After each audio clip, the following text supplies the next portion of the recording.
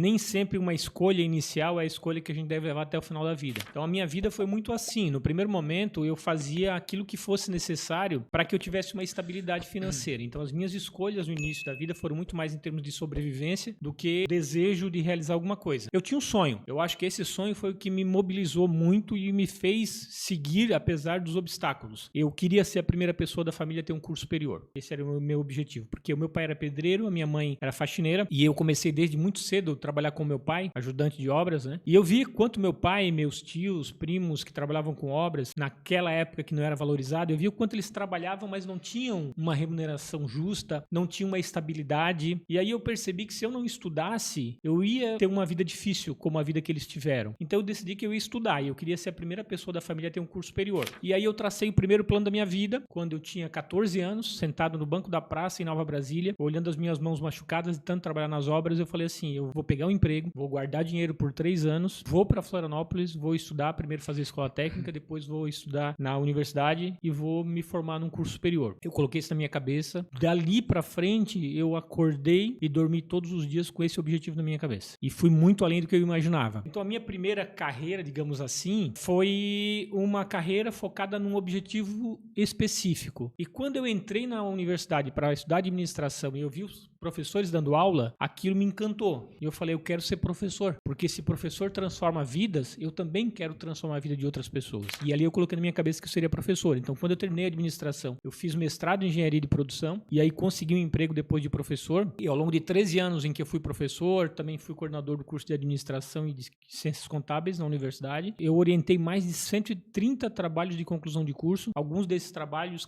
geraram empresas que hoje valem milhões de reais. E eu fui 9 vezes patrono paraninfo das formaturas. Eu tinha uma relação tão próxima com os alunos, por quê? Porque como a educação transformou a minha vida, aquilo para mim era mais do que um emprego. Aquilo para mim era uma missão de vida. Então eu me dediquei muito a isso. Só que sempre em paralelo à minha carreira como professor e hoje como palestrante, né?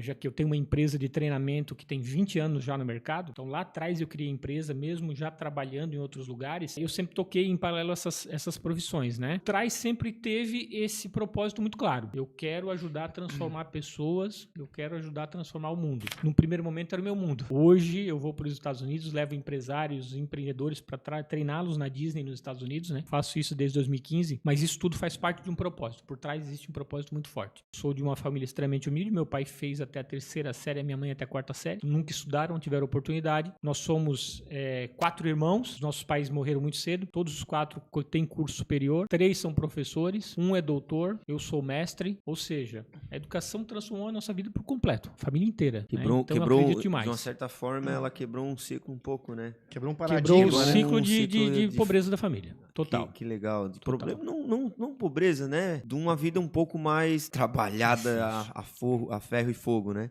E é difícil, assim, quebrar esse ciclo, né? Porque é de certa forma hereditário, né? A gente se espelha, né, nos nossos antepassados, nossos pais, nossos avós ali, né? E aí, pelo que você está contando, até aquele momento, nunca ninguém tinha quebrado essa barreira de ir para uma faculdade, né? E é desafiador, assim, você confrontar suas próprias origens e quebrar essa barreira. E você foi o primeiro, e aí depois, aí seus irmãos também... Quando eu fui para Florianópolis estudar, isso é uma parte bem difícil da minha história. Quando eu fui para Florianópolis estudar, a minha mãe sempre foi uma incentivadora, mas a minha mãe não tinha condições de me bancar lá, por isso que eu tive que trabalhar 3 anos aqui num supermercado em Imbituba para guardar dinheiro para ir para lá. Falei pro pai que eu não ia mais trabalhar com ele, eu ia pegar um emprego para ter um salário fixo, né? Então por 3 anos eu guardei dinheiro e fui para lá. E no dia que eu passei no teste da escola técnica e fui para lá, minha mãe foi comigo. E ela muito feliz com a possibilidade de eu, né, estar cursando primeiro escola técnica, depois um curso superior. E nesse mesmo dia minha mãe sentiu uma dor. Um mês depois ela foi diagnosticada com uma doença incurável e 1 ano depois eu perdi a minha mãe. Então foi muito difícil, assim, né, esse momento de eu perder um pouco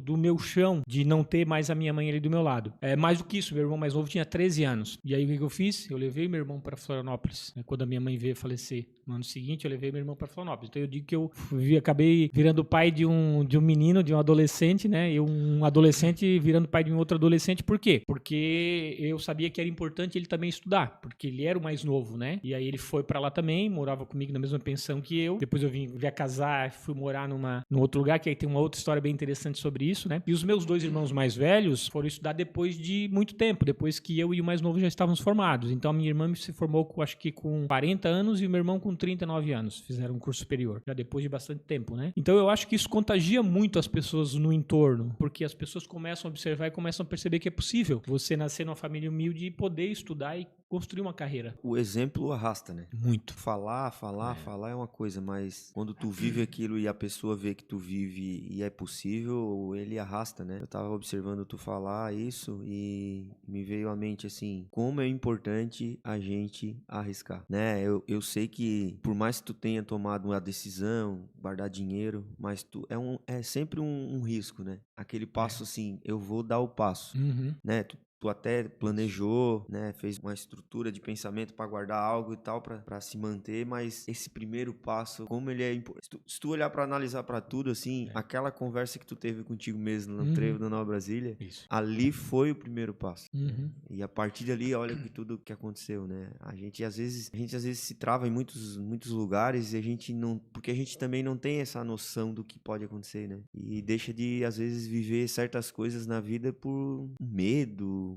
Um exemplo disso, eu em 2023, eu fiz 50 anos e aí eu ganhei de presente, eu tinha muita vontade de pular de paraquedas. E aí em 2023 eu acabei ganhando de aniversário um salto de paraquedas. E eu tenho medo de andar de avião. E eu fiquei muito tenso nos 15 dias que antecederam o dia que eu iria pular de paraquedas, né? Mas eu falei assim, cara, eu sempre quis isso, né? Eu até brinquei assim com a minha esposa que me deu de presente. Eu falei pra ela assim, poxa, era só brincadeira, não precisava levar a sério, né?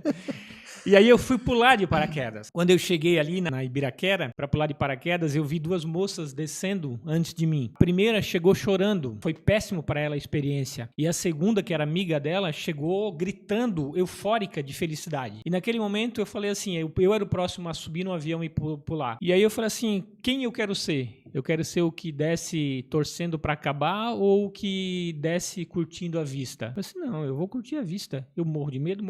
Mas se eu falei que eu ia fazer, eu vou fazer e pronto. Quando o avião subiu, o piloto perguntou se eu queria dar uma voltinha por cima da Praia do Rosa. Eu falei, eu quero. Tudo que tiver direito eu quero. Observando aquela vista na Praia do Rosa, Ibiraquera ali. E aí o instrutor orientou para que quando o cinegrafista saísse para fora do avião, eu deveria colocar os pés numa plataforma muito pequenininha, que aí quando o cinegrafista desse o sinal, ele descia de costas e eu junto com o instrutor nos jogávamos ali, né? 3.000 metros de altitude. Cara, eu pisei naquela plataforma assim, seguro do que eu queria fazer. Eu vou pular e pronto. Eu vou pular de olho aberto e vou curtir a vista. Cara, foi a melhor experiência da minha vida. E aí me veio na mente uma frase que o Will Smith diz de quando ele pulou de paraquedas, né? Deus coloca as melhores coisas da vida do outro lado do seu medo máximo. Quando tem alguma coisa muito especial para acontecer na tua vida, entre você e esse objetivo tem um medo muito grande. Deus coloca as melhores coisas da vida do outro lado do seu medo máximo. Você precisa aprender a ir com medo. O medo existe, mas você vai com medo mesmo.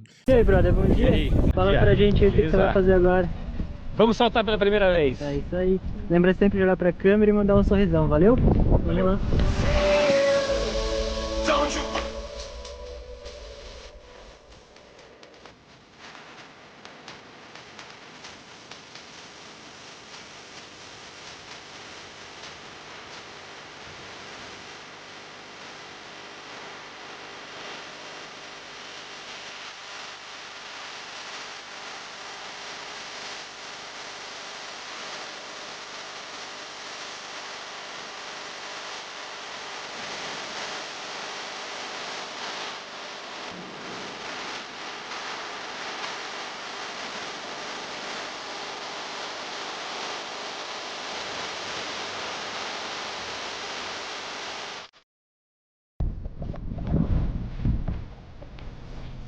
Fala pra câmera aí como é que foi seu salto. Cara, sensacional.